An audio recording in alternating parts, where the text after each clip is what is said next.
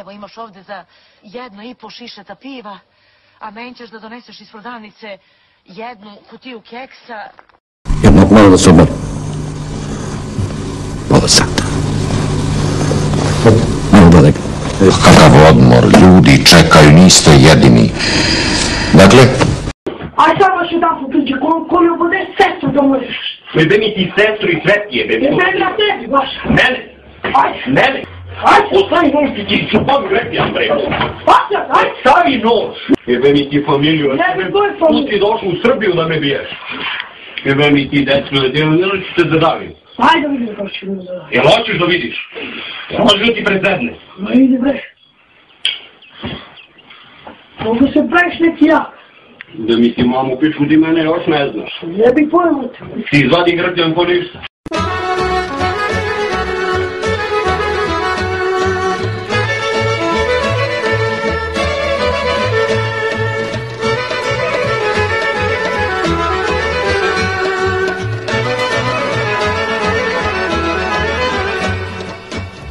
S namerom dođoh u veliki grad, ostade za mnom moje rodno mesto. Na nastanku majka grlila me dugo. Čuvaj se sine i piši nam često.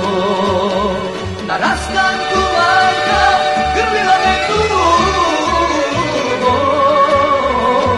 Čuvaj se sine i piši nam često. A ja sam počeo da lutam, ja više ne znam s kim. Venčao sam se i razvodio s kafanama velegradskim.